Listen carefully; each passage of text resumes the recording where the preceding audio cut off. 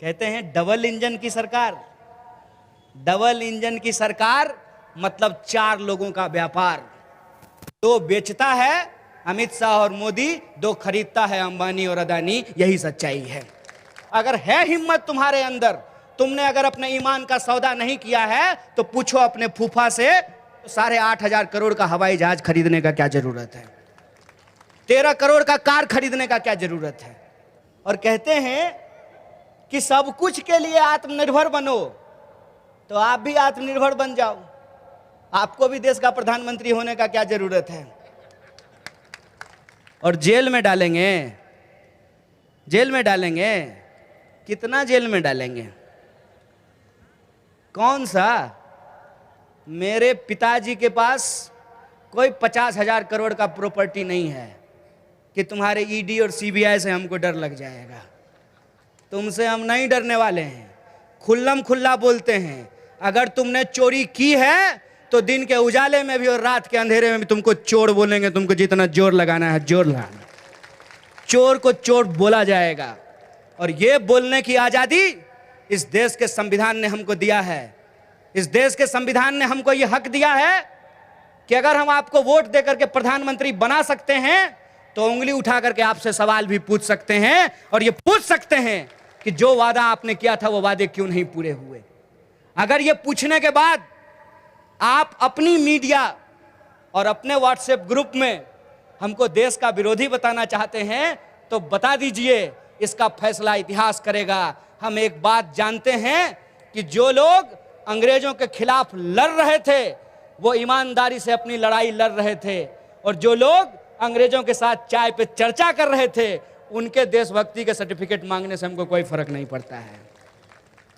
इस बात से हमको कोई फर्क नहीं पड़ता है कि गोडसे को मानने वाले क्या सोचते हैं। इस बात से हमको फर्क पड़ता है। इसीलिए हमने नारा लगाया है, जातिवाद की छाती पर बिरसा फूले अंबेडकर। इसीलिए हमने ये नारा लगाया है। भाषणबाज प्रधानमंत्री को सिर्फ भाषण से नहीं हराया जा सकता है, क्योंकि हम कितना भाषण दे लेंगे। मैं दिल्ली से चल करके आया हूं, हमारे साथ प्रवीण जी भी आए हैं। कितना भाषण हम दे लेंगे? जो इंसान उठते बैठते 24 घंटे भाषण ही देता हो, उसके भाषण से आप क्या मुकाबला कर लेंगे? यह संविधान की ताकत है कि अगर प्रधानमंत्री कहते हैं कि वो चाय बेचने वाला का बेटा है तो वो देश के प्रधानमंत्री बन गए। लेकिन सचमुच जो चाय बेच रहा है उसके साथ आप क्या कर रहे हैं? जो कहते हैं कि भेदभाव मत करो, हम सब भारत के लोग हैं, हमारा जो बुनियादी हक है रोजी रोजगार का, रोटी कपड़ा मकान का, शिक्षा स्वास्थ्य सड़क बिजली पानी का, उसका मुकम्मल इंतजाम करो, उनको देशद्रोही कहा जाता है। और चंदा लेकर के देश बेचने वाले देशभक्ति का सर्टिफिकेट बांट रहे हैं। इस परिस्थिति में आज हम खड़े हैं कि सच बोलने वालों को जेलों में बंद कर दिया गया है, और बड़े बड़े झूठे जो हैं वो पार्लियामेंट में खड़ा होकर के भाषण दे रहे हैं। इस देश की जनता को यह समझना पड़ेगा, उनको यह सोचना पड़ेगा। हमारे यहां एक शायर हुए दुष्यंत कुमार, हिंदी पट्टी में लोग उनके बारे में काफी पढ़ते लिखते हैं। उन्होंने कहा कि कहां तो तय था चिरागा हर एक घर के लिए, कहां चिराग मयस्सर नहीं शहर के लिए। कहां हम चांद पर जाने के बाद मंगल पे जा रहे थे, कहां हम आईआईटी आईआईएम बनाने के बाद हम तमाम साइंटिफिक चीजों में आत्मनिर्भर हो रहे थे, कहां महंगाई की, बेरोजगारी के ऊपर लगाम लगा करके भारत विश्व शक्ति बनने की तैयारी कर रहा था।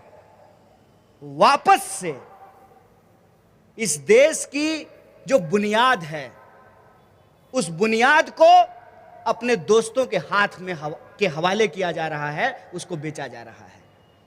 नारा देश का लगाया जा रहा है और तिजोरी दोस्त का भरा जा रहा है।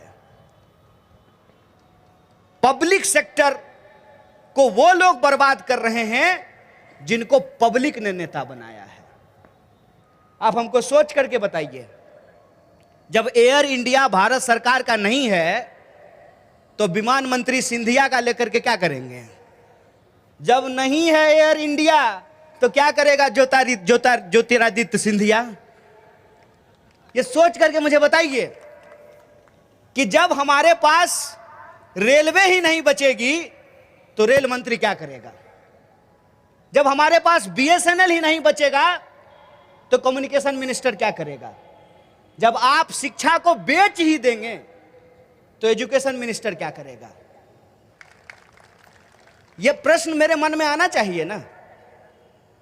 इनके हिसाब से सरकारी आईआईटी नहीं होना चाहिए साहब। अगर आप 15 लाख रुपया फीस नहीं दे सकते हैं, 20 लाख रुपया फीस नहीं दे सकते हैं, तो किसी गरीब के बच्चा को इंजीनियर बनने का सपना देखने का अधिकार नहीं है इनके हिसाब से। सरकारी आईआईटी नहीं होना चाहिए, सरकारी अस्पताल नहीं होना चाहिए, सरकारी बैंक नहीं होना चाहिए, सरकारी इंश्योरेंस नहीं होना चाहिए, सरकारी सड़क नहीं होनी चाहिए, सरकारी पुलिस नहीं होना चाहिए, तो सरकारी प्रधानमंत्री लेकर के तबला बजाएंगे?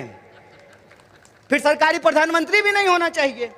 आपका स्कूल बेचेंगे, आपका अस्पताल बेचेंगे, आपका खदान बेचेंगे, आपकी नदियां बेचेंगे, आपका समंदर बेचेंगे, हवा पानी आकाश सब बेच देंगे, और उससे जो कमीशन मिलेगा उस कमीशन से चुनाव के वक्त आपके वोट को खरीदने की कोशिश करेंगे। हम गरीब हैं। तुम जिस इंसान की वकालत करते हो वो गरीब था, अब वो गरीब नहीं है। वो बस गरीबों को ये बता बता करके अपने अमीर दोस्तों की मदद कर रहा है। ये सवाल का अगर तुमको पूछने का हिम्मत है, सलाहियत है, तो बताओ कि 28 लाख करोड़ रुपए जो वसूल किए गए वो पैसा कहां है? देश में गरीब का बच्चा पढ़े तो आपको टैक्स की बर्बादी लगती है, और उसी टैक्स के पैसे की जो चोरी करें पार्लियामेंट में बैठ करके, उससे सवाल पूछने को आपको हिम्मत नहीं होती है। तो मैं आपको कह देना चाहता हूं, आपके हिस्से का देश है, आप उसको अगर बर्बाद कर रहे हैं तो आप कीजिए। ये हमारे हिस्से का भी देश है, हम इसको आपको बर्बाद नहीं करने देंगे, इस बात को आप जान लीजिए।